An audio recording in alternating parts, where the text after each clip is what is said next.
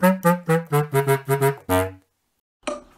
friends! So for those that are new here, I'm Patrick. I am exploring a year of plant-based wellness that intersects with my personal growth, my little family here at home, and the communities that I navigate in and around. And I'm going to just be straightforward and say that I've been struggling a little bit. I'm a little bit stressed out, and a lot of that has to do with trying to secure a proper sleep schedule. And I am doing my best at trying to let go of what things I don't have control over, limiting or moderating myself in relation to how much news I'm taking in, and just overall allowing myself to just know what I can do for things that are around the house and the little steps to where I want to go, and refining my systems as we did last year, and we shared a little bit about how assessing systems will make you feel better. And today I just need a break. And I thought, what better than to take a break while also taking a little bit of a step towards a goal. And I'm just going to start some seeds today for our family garden, as well as my year of planting a crop for harvest for a ton of produce for my local food banks. And I'll just share a little bit about what I'm doing, maybe get off into the weeds a little bit with some stories. I don't really know, but I need a little bit of a break, and that is what I'm gonna do today.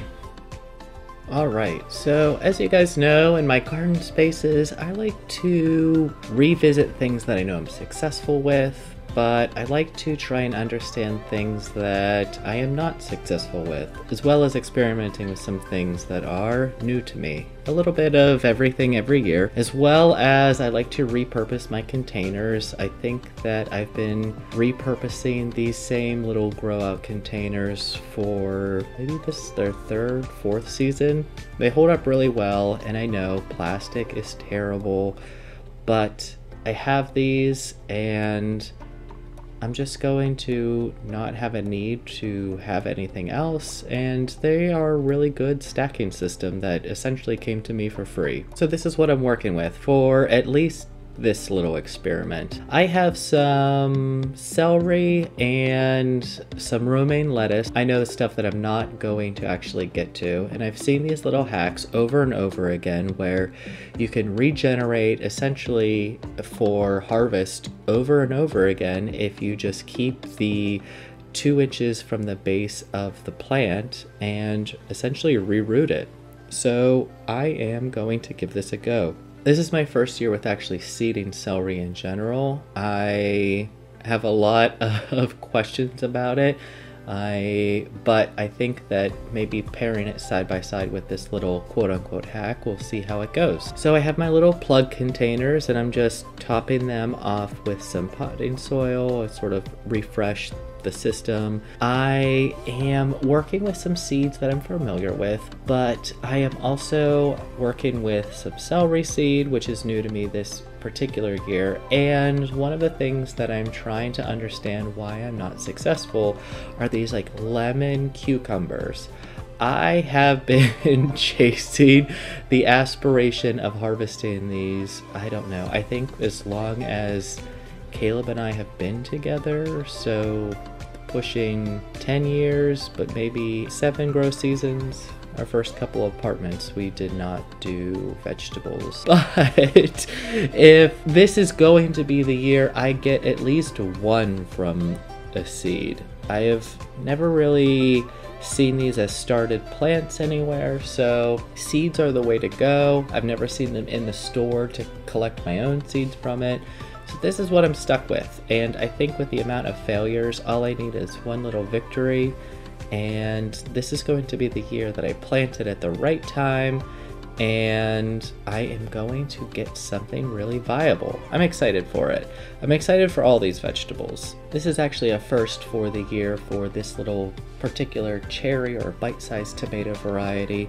Caleb loves the idea of being able to walk by a plant and just pick a few quick little snacks out in the garden bed, and I am trying this new tomato variety this year.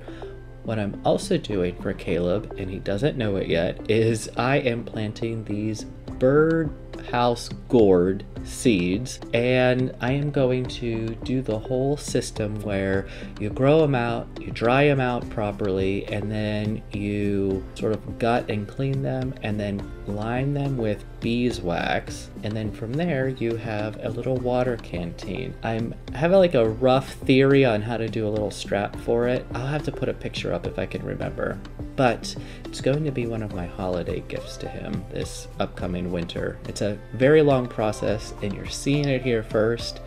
I am planting these seeds for a gift that is roughly 10 months away. I'm also experimenting with these jicana root vegetables. They're supposed to be somewhat like a potato, but I've never planted potato seeds before, just stored seed potatoes. That's probably confusing. I've only had the like root starter version of potatoes. I've never planted something from seed. So I don't really know anything about this plant other than apparently you're supposed to plant it very deep, and I am very skeptical about putting a seed down in the ground about a foot. So I think I'm just going to put something at the base of these little cups that's roughly 3 inches down and see how that goes. Up next, I am working on starting my kale varieties. I am gonna, I think, plant 3 of the 4 different varieties I got from Johnny Seeds today. What I'm going to do is stagger my seed start. So I'm gonna start these 3, and I'm going to work with like the more tender varieties first and work my way into the more frost or cold hardy known varieties that the rep recommended to me. And I think I'm gonna get a much longer harvest out of it, and that's, I've never really done this before with growing food for the food pantries locally, so, or really anything on a much like a large scale before. So I'm gonna have my own learning curve with this, and might as well start learning now. Something that I've been creatively inspired to also lean into this year is the world of flowers. So as you guys know, I'm more of like a perennial, appreciate each season as it comes. How can I get a little bit of blooms for my pollinators at all times of the spring through autumn years? And I don't really have a lot of experience with like flowers, like perennial flowers that don't produce fruit for harvest. And this year I think I'm going to change that. I'm going to get myself a little uncomfortable with learning things, and I am planting 3 peonies right now from like a bare root supply. I am very excited about these because they bloom purple flowers, which, as you guys know, is one of my favorite flowers in the garden, or favorite color of flower in the garden, is like a dark, rich purple. I love greens and oranges and blues, and I'm trying to grow an appreciation for white blooms, but I'm not quite there yet. So it's all a learning process and patience, and the right white flower hasn't come to me yet, but I'm excited for these peonies. And then I also am planting something up for what will hopefully be a Plant Something Sunday video. Next, I am moving on to annuals. As you guys know, the only real annuals I do are really my vegetables, if you count them as annuals. And I plant a bunch of marigold typically, but I don't start them from seed because I don't know, I just don't. But last year I learned, in pursuit of expanding my blooms easily for my pollinators, I went out on a limb and planted zinnias. And were they absolutely successful with absolutely little to no effort at all? All right, you guys know Caleb loves sunflowers, and last year another big thing that I went overboard with was planting sunflowers. It was more of an experiment type of year where I wanted to see how much of like a sunflower field I could create, and I made little sunflower patches very successfully. Despite a little bit of a rough start with some local wildlife. But this year, I am going to go overboard. Maybe overboard is the right word here. I'm going to plant a ton of sunflowers as well. I'm going to plant the Mammoth variety today in these big cups. Sunflowers don't do well with transplanting, but I think that if I get something started here enough, these cups are deep enough that transplanting will sort of be okay, but I could be mistaken altogether. We'll see how it goes, but I'm really excited about the potential of just flooding the yard with sunflowers. There's something about the late summer, early autumn mix with the fall foliage in New England with sunflowers and bees, and it's a very magical time of year for me in a way that I never used to appreciate as well as I appreciate it now. I think, yeah, I don't know. It's like quintessential transition from summer into autumn. So Johnny's seeds came with a little warning of get these horseradish roots into the ground immediately upon arrival. So immediately upon arrival is what I am doing. This is my first year working with horseradish. It's part of one of my garden goals of being able to grow as many of the ingredients as a homegrown Bloody Mary as possible. And I have 5 roots.